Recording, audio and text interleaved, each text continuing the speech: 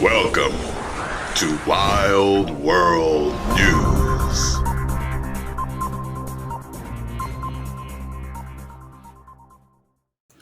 Again, this just keeps getting worse and worse. OceanGate CEO bragged about using expired carbon fiber to build the doomed sub. I can't see. I wonder if people would have went on it if they knew this. Let me see what the story says.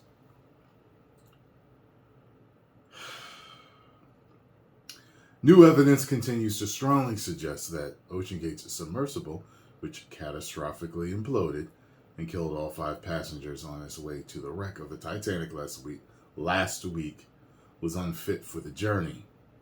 Arnie Weissman, editor-in-chief of Travel Weekly, initially agreed to join the June expedition, the Washington Post reports, but backed out at the last minute due to a scheduling conflict.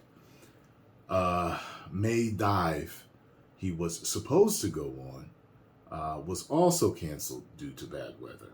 The conversation he had with OceanGate CEO Stockton Rush the night before the expedition, however, still haunts him till this day. According to Weissman, Rush bought the carbon fiber used to make the Titan at a big discount from Boeing because it was past its shelf life for use in airplanes. So I guess it wasn't past its shelf life for submersibles then, huh? In other words, Rush knew that the carbon fiber was a very poor choice of material for a deep sea vessel. As many experts have pointed out, already potentially had flaws that could have played a role in Titan's tragic demise. It's yet another indication that Rush and OceanGate cut alarming corners in the development of the sub. In fact, experts had been warning them for years that building such a vessel, while dismissing any efforts to have it qualified and tested by experts and regulators, was a very bad idea. I remember one of you said something about it's becoming, I forgot, Darwin's, or something. My mind is like thinking about a lot of stuff right now. Even after his death, Rush himself was on board during last week's implosion. The CEO's poor decision-making and rejections of prioritizing safety are starting to come to light. I responded right away saying, "Don't you have any concerns about that?"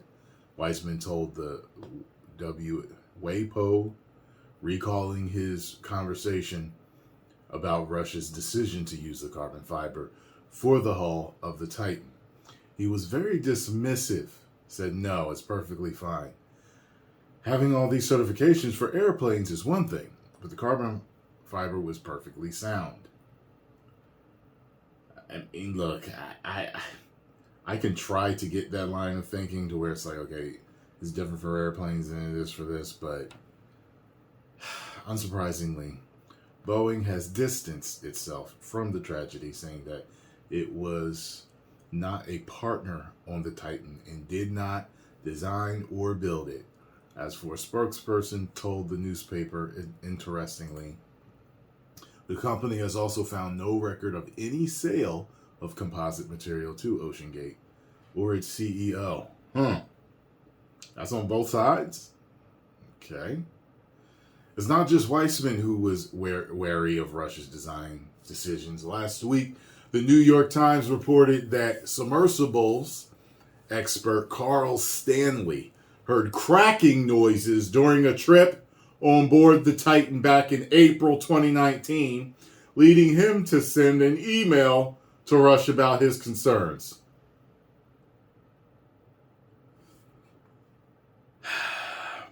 Rush never responded to the email, but made design changes and built a new hull, according to the report.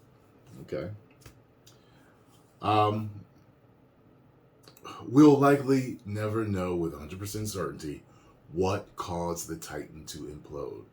However, experts have conjectured that the spaces where the carbon fiber met pieces of titanium may have allowed water to seep in.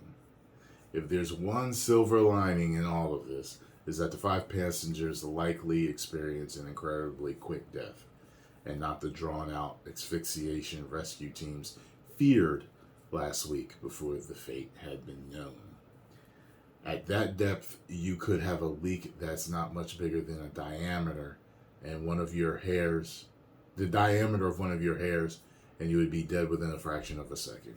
Captain McLaren, a nuclear attack submarine commander, told the New York Times.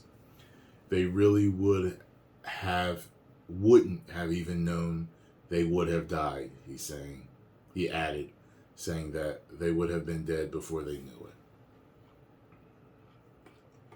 Like I said, I don't know what's going to be done, but if there's someone to sue, I'm assuming the families will be, because this sounds like I know they signed waivers, which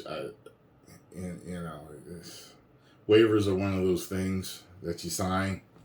Like I even saw a meme that was making fun of how people,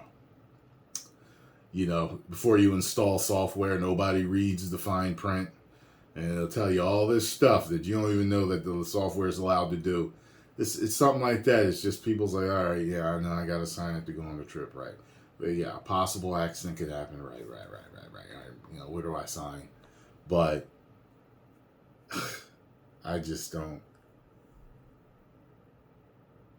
You got people's lives at stake and you do stuff like this, man. It's like, guess it was all for the money. I don't know. Post comments down below. Let me know what you think about this situation. If you enjoyed my take and my thoughts on this, make sure you hit the like button, subscribe, and share.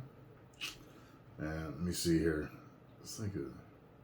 Okay, I thought it was a new story here. 10 million subscribers.